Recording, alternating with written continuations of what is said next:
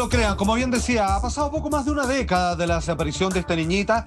Hay que entender de que la Policía de Investigación británica aún la considera, pese al tiempo que ha transcurrido, como una pequeña que aún está extraviada y por lo tanto nunca han bajado a la guardia con respecto a la posibilidad de poder volver a encontrarla con vida, tratando por supuesto, y no cabe la menor duda de aquello, de toda una reconstrucción psicológica al momento de que si aquello ocurre, volver a devolvérsela a sus padres que la han extrañado por tanto tiempo.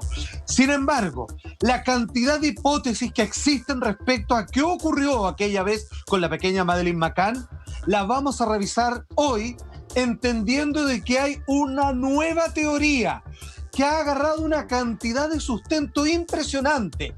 Este sospechoso, que ya se lo vamos a presentar, él concentra todas, pero toda la mayor cantidad de posibilidades de que puede ser el verdadero culpable.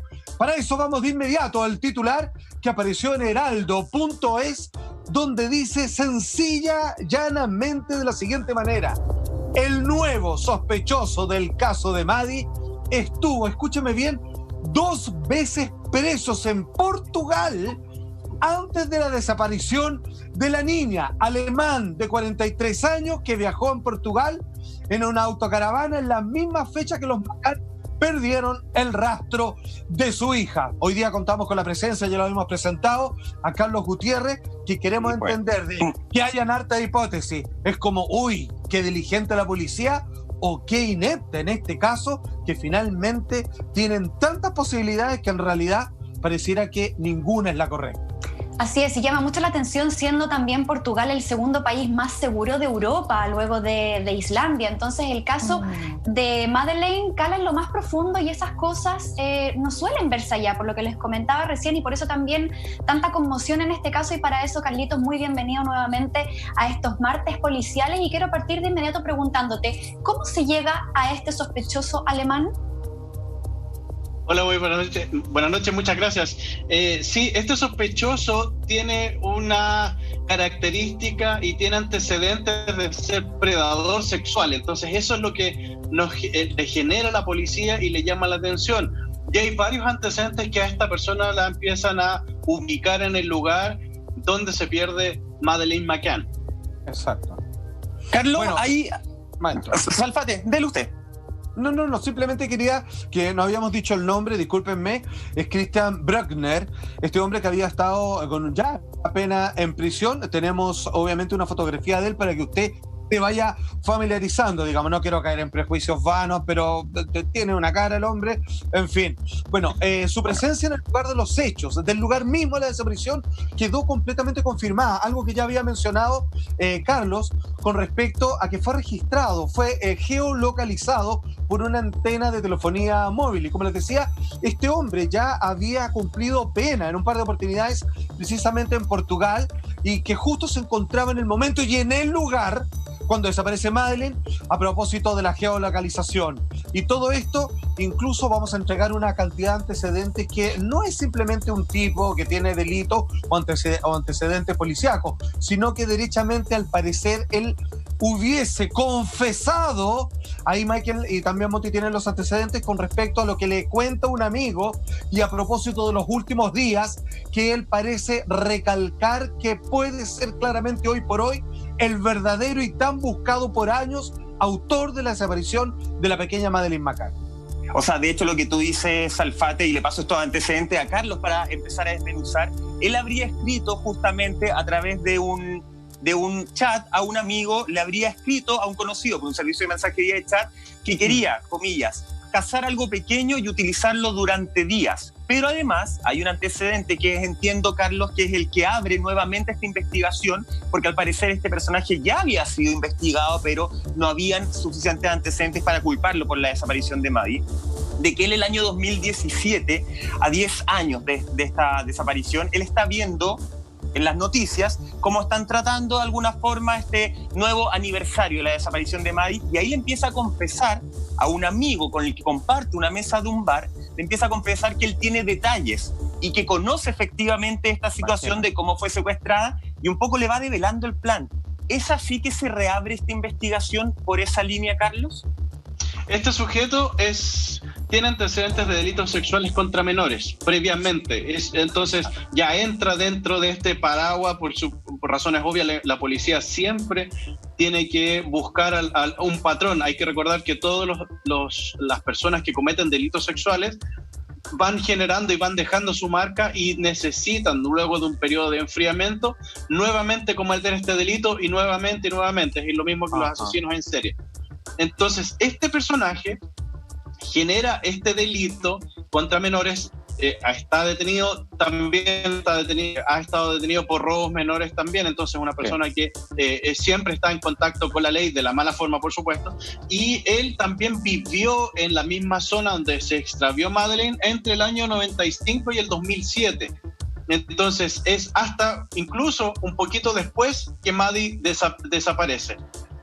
Entonces, Eso es lo que alerta a los investigadores, y que podría haber visto a Madeleine en el resort previamente, que es la conducta natural de estos predadores. Ve su objetivo y después eventualmente la habría ido a cazar, entre comillas, por supuesto, y la toma y desaparece Maddie desde el resort. Maestro, solo un paréntesis nomás, le paso inmediatamente la palabra a Monty, que quiero decir que la Fiscalía de Braunschweig hace un comentario con respecto a este hombre que, como usted bien decía, ya había sido condenado por depredación sexual a menores, así como delitos de robo, y que no es casual que durante los meses de marzo a diciembre estuvo en un lugar, abro comillas, así lo dice el fiscal de su propia nación: con el sospechoso estamos hablando de un depredador sexual que ya ha sido condenado por crímenes contra niñas y que hoy está cumpliendo una larga condena. Así que, digamos, me parece que es un sospechoso que es altamente probable que quizás haya tenido que ver con la desaparición de la pequeña Madeleine.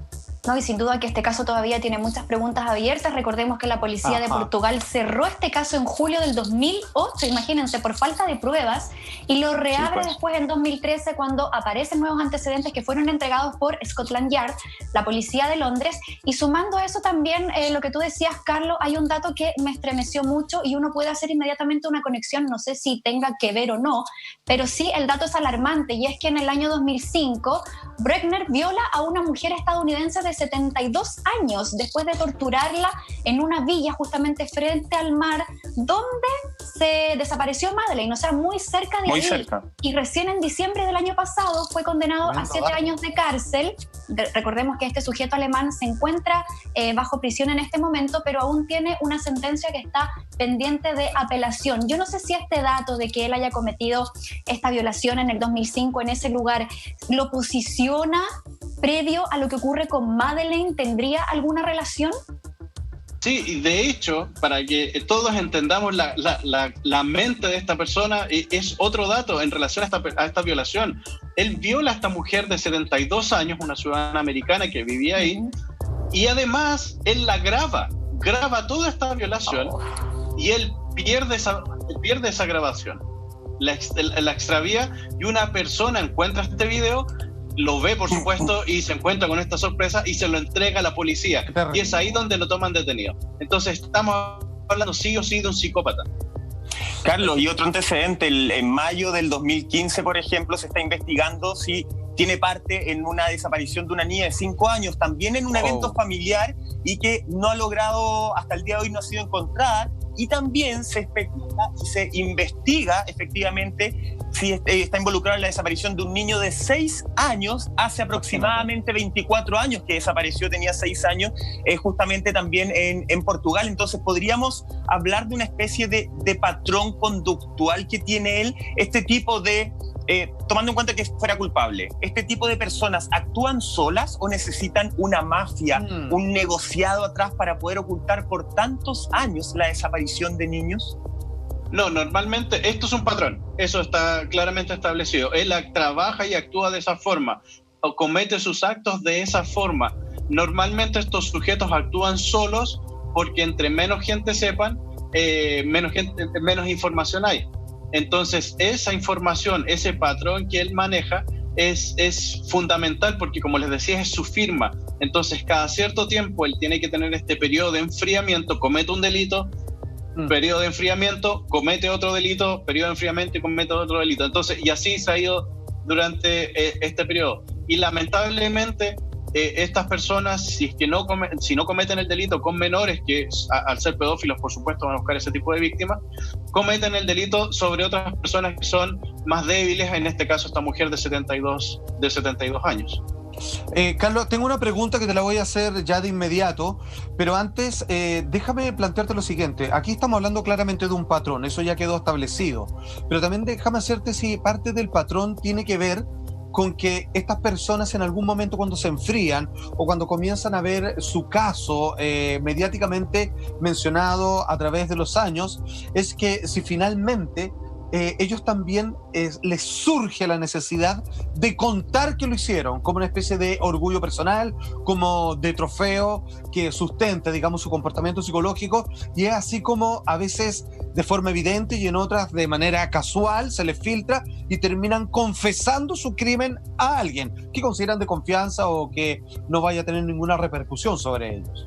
Claro, es muy poco frecuente que ocurran estos casos. Es más frecuente que ocurran casos con delincuentes comunes, que son asaltantes o narcotraficantes, que quieren demostrar que tienen cierto nivel o cierto estatus. En el caso del delito sexual, este sujeto, los delitos sexuales son muy mal vistos en la comunidad delictual. Entonces, de partida, el tipo va a ser condenado, por supuesto, por toda la comunidad delictual y además, por supuesto, por la comunidad normal. Entonces, guardan muy en secreto esta actuación, muchas veces gente común y corriente, que nosotros lo vemos, son vecinos y nosotros jamás podemos sospechar de ellos. Claro. Pero lo que sí ellos guardan, muchas veces trofeos de cada una de sus víctimas. Y es ahí lo que se encuentra después como evidencias en los lugares donde han sido apresados, en sus domicilios o en sus vehículos. Siempre hay algo que encontrar que los va a relacionar con alguna de sus víctimas anteriormente.